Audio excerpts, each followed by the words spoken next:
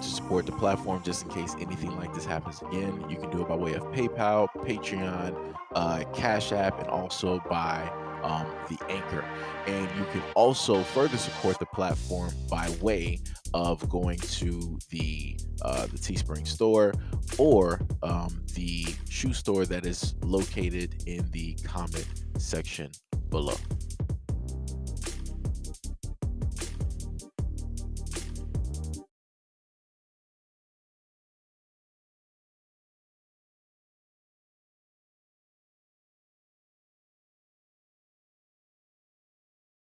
So here's the thing, relationships are all about building.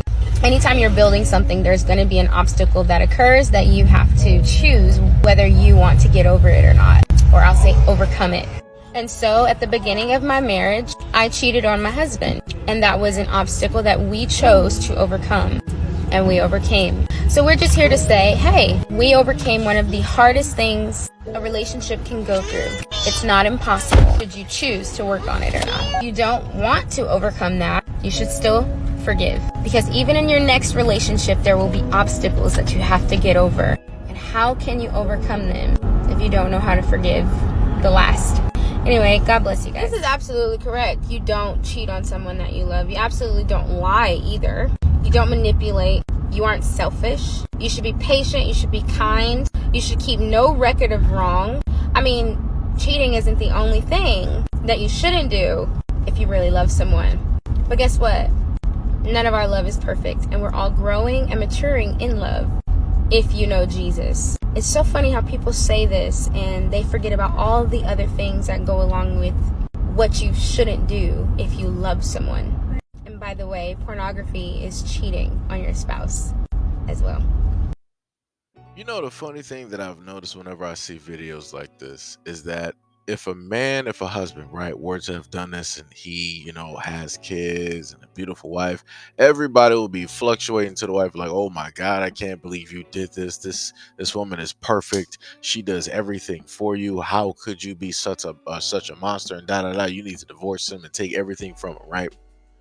Now, supernaturally, when things are on the other side of the fence, magically people are like, well, you need to understand her, chemical imbalance, postpartum distress, women take on a lot, you should be forgiving, yada yada. Magically, it's this whole fairy tale scenario on her being the damsel in distress, even though she is the perpetrator and the reason why the marriage fell apart, the reason why there should be a divorce. But everybody wants to sit up there and tell the guy, no, you need to stick it out. No, you need to work through it. If you really love, I'm like, what are we doing here? So if a guy does it, it's bad. Quotation air marks. Divorce him. Make sure you can, take the farm, the dog, the kids, everything, including the parents' ashes. But if it's a woman that does it, and we're going to assume it's just as hurtful or as painful as if it happened to a woman, then people should be fluctuating and saying the exact same things to a guy, correct? But like I said, the world is a very weird place, and no matter what happens, the woman is always the victim, right? Even when she is the perpetrator of wrongdoing, she's still the victim at the end of the day. And even within that video that you were able to hear, she wanted to list some things, but then she wanted to, oh, but the other way that people cheat too, watching adult material, that's cheating too. That depends on the people, that depends on that relationship, that has a variety of things in there. Every person is different, every relationship is different. So because you are, in a sense, quote unquote, God fearing, you want to, in a sense, judge and condemn other people for what it is that they are doing because you initially did wrong. That's not how that works. That's not how that works. You messed up in your relationship. Take ownership of that. If a guy basically messes up, he can't blame anybody else. It's on that guy. He's the one that messed that up. He's the one that did wrong. Like I said, I need more women out here to take accountability for the things that they do wrong. Like, this is ridiculous. Like, how if you go back to the first video and you look at her face, when they said that, well, since you cheated on him, your husband is going to cheat back, she had a smirk on her face and her eyes got like real close, and then she kind of looked at her husband, because I'm pretty sure that in the back of her mind, she's thinking about that. That's something that she's more than likely contemplated, because she was the one that started the whole ordeal. So I'm pretty sure she's thinking like, he did take me back and da da da. I'm pretty sure she's trying to be on her P's and Q's at this moment in time. But like I said before, I don't know what to sit up there and tell you. Now, the thing I'm going to be honest to say this, due to the fact that she decided to put this out there, that now puts a mark directly on the husband. And I'm not talking about in a bad way. I'm talking about now women can easily just go directly for the husband because it's easy now. You done made it easy because you decided that you wanted to mess this up. This dude ain't never did nothing wrong to you, but you decided to do this. And in other videos, she wanted to say, oh, I didn't really know what love is. Giving excuses. Oh, I didn't know what love is, yada, yada. You didn't know what love is, then why would you get married? Why would you say I do? Like that, it doesn't even make sense. How do you say you don't know what love is, but then you accept the proposal? You become somebody's fiance. You become somebody's wife. You become the mother of his children. So you went through all of that, and you're sitting up here stating that when you did it, you didn't know what love was. Excuse me?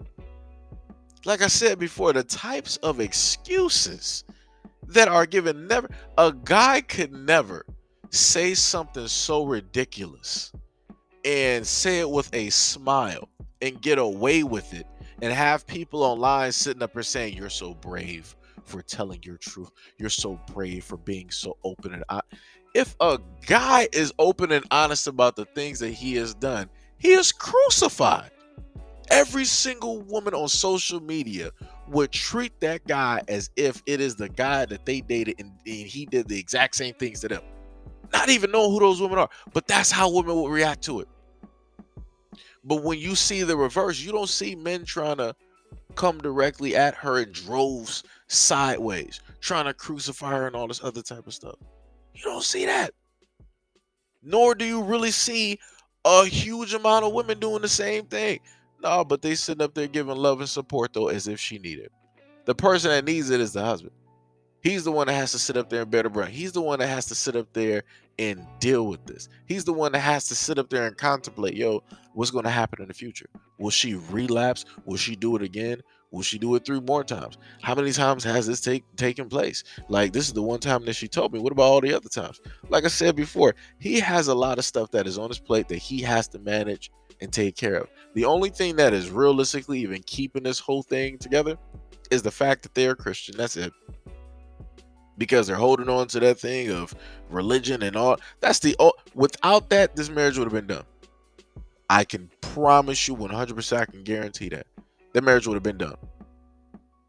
Marriage would have been done, and rightfully so. But like I said, everybody's different.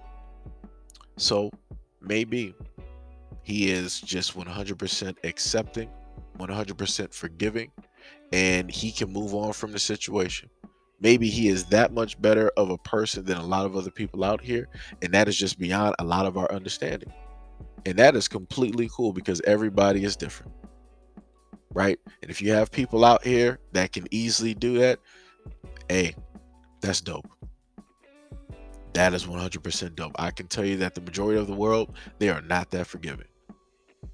They're not that forgiving, especially when it comes to the point of a marriage. A marriage is something that's supposed to be sacred, something that's supposed to be protected, something that's not supposed to be, broken and just treated like you're going to throw it through the mud and do all this other type of stuff. You're supposed to cherish that. That's in a sense, like when you do that, like that's different from being, in a sense, right, a boyfriend and a girlfriend. You've now upgraded to the heavens. You're now in Olympus. But to sit up there and do something like this. And you always hear a lot of women sit up there and say, what, oh, it's hard to get married, it's hard to find a guy that want to settle down, it's hard to find a good guy. She has one, and this is what she decided to do with that good guy. And people wonder why it is that a lot of guys out here don't want to get married, or they're afraid to get married. It's because of stuff like this. No dude wants to sit up there, no decent good man wants to sit up there and potentially deal with something like that. You're locked into a marriage, you got somebody that you love, that you hope loves you back, and then they're also the mother of your child or your children, and then they go out and do this. Now you questioning everything. Is this really my child?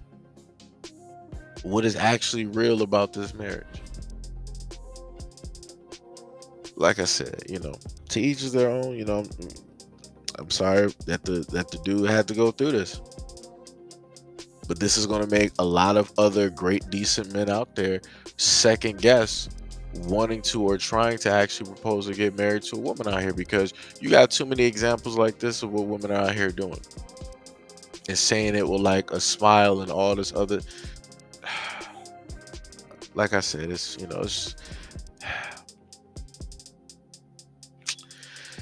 whatever. But let me know what y'all think about this video and everything that was either stated in the video or also by my opinions in the comment description below. And as always, peace, love, and stay tuned for the next video.